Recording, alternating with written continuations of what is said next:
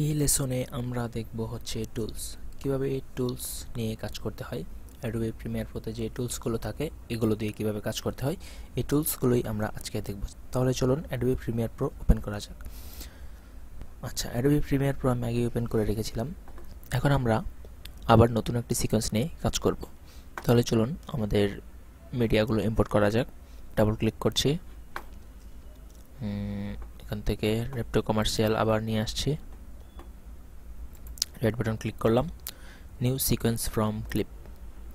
আচ্ছা, নতুন করে সিকোয়েন্স ক্রিয়েট করার কারণ এটাই ছিল যে আপনারা তাহলে এতে বুঝতে পারলেন যে আমি কিভাবে অ্যাডোবি প্রিমিয়ার প্রো ওপেন করে ফুটেজ ইম্পোর্ট করি এবং সিকোয়েন্স নিয়ে কাজ শুরু করি। তো এটিই ছিল একদম সহজে আমি যেভাবে শুরু করি। আচ্ছা, যাই হোক, তো আমরা কাজে যাব।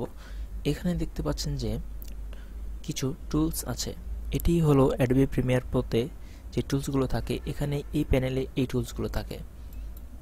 দেখুন যে এই টুলস প্যানেলটি আমি ছোট বড় করতে পারছি। আচ্ছা, এই টুলসগুলো নিয়েই আমরা আজকে কাজ করব। তো এটা তো আমার সোর্স মনিটর, মানে আমি যদি আমার এই ভিডিওতে ডাবল ক্লিক করি তাহলে আমার সোর্স মনিটর এখানে থাকে। এটি হচ্ছে আমার সিকোয়েন্স। এই সিকোয়েন্সটি এখানে ক্রিয়েট হয়েছে এবং এখানে একটা টাইমলাইন চলে এসেছে। আমি এটি জুম করছি। আচ্ছা, এটি জুম আউট করলাম। আচ্ছা, নিচে টাইম ইন্ডিকেটর আমি যখন টানছি তখন নিচে অডিওটি বারবার বিরক্ত করছে। তাই আমি চাচ্ছি যে আপনাদেরকে যেহেতু আমি শেখাবো, তো আমি আপাতত অডিওটি ডিলিট করে দিচ্ছি, মানে এখান থেকে আপাতত রিমুভ করে দিচ্ছি যেন এই সাউন্ডটা বারবার না আসে। তো যেটা করতে হবে আমাকে, এটা এভাবে সিলেক্ট করবেন বা এখানে একটি ক্লিক দিলেও সিলেক্ট হবে। এই পাশে দেখুন যে সিলেকশন টুল সিলেক্ট করা আছে। তো সিলেকশন টুল সিলেক্ট করা থাকা অবস্থায় আমি যেখানে ক্লিক দেব সেখানেই সিলেক্ট হবে। তো আমি এখানে ক্লিক করছি, তো সিলেক্ট হচ্ছে। আর আমার হচ্ছে এই ভিডিওটি এবং অডিওটি লিঙ্ক করা, সেজন্য আমি একটিতে, যে কোনো একটিতে ক্লিক করলেই আমার দুইটি একসাথে সিলেক্ট হচ্ছে। আমি যেটি করব, দুইটাকে আনলিঙ্ক করব। কিভাবে সেটি, রাইট বাটন ক্লিক করব, এখানে দেখুন আনলিঙ্ক, আনলিঙ্কে ক্লিক করব, আনলিঙ্ক হয়ে গেল। এখন আমি একটা সিলেক্ট করলে একটা সিলেক্ট হচ্ছে। আমি আপাতত নিচের যে অডিওটি, অডিও লেয়ারে একটা ক্লিক করব, রাইট বাটন ক্লিক করব, ক্লিয়ার দিলেও হবে বা কিবোর্ড থেকে ডিলেট প্রেস করলেও হবে। তো আমি এটা সিলেক্ট করব, কিবোর্ড থেকে ডিলেট চলে গেল। ওকে, ফাইন। এখন আর কোনো বিরক্তিকর সাউন্ড আসছে না। ধরুন এখানে একটি না দুইটি ফুটেজ, আরেকটি নিয়ে আসছি, হতে পারে ড্রামা, হতে পারে একটি ইমেজ। আচ্ছা, আমি এটিকে ধরে এখানে নিয়ে আসলাম, ইমেজটিকেও এখানে নিয়ে আসলাম, উপরে রাখলাম। আচ্ছা, এটিকে আবার অডিওটি আনলিঙ্ক, ডিলেট।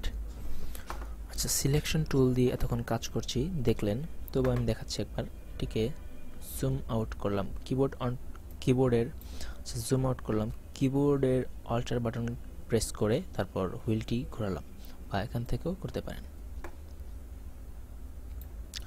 তো আমি এই ড্রামা, এই ভিডিওটি এবং এটা এভাবে একটা একটা করে সিলেক্ট করা যাচ্ছে। তো আমি চাচ্ছি সম্পূর্ণ একসাথে সিলেক্ট করব। এভাবে ধরে ট্র্যাক করবেন, এই তিনটি ফুটেজই সিলেক্ট হয়েছে দেখুন, এই সবগুলো সিলেক্ট। তো এই সিলেকশন টুলের কাজ এটাই। এটা ডিলিট করে দিলাম, এটা ডিলিট। এখন হচ্ছে যে সিলেকশন টুল দিয়ে আরও যেই কাজটি করা যায়, আমি যদি মাউস পয়েন্টারটি ভিডিওটির আউট পয়েন্টে নিয়ে যাই লাস্ট মাথায়, দেখুন যে এটি চেঞ্জ হয়ে একটি আইকন দেখা যাচ্ছে। এর মানে হচ্ছে যে আমি যদি এখন ড্র্যাগ করে মাউসে ক্লিক করে যদি এদিকে নিয়ে আসি, ভিডিওটি কেটে কেটে কেটে কেটে এই দিকে ছোট হয়ে গেল। মানে এই ভিডিওটি আমি চাইলে এখান থেকে আমার এই যে এই সোর্স যে মনিটর, এখান থেকে আমি এভাবে প্রথমে গিয়ে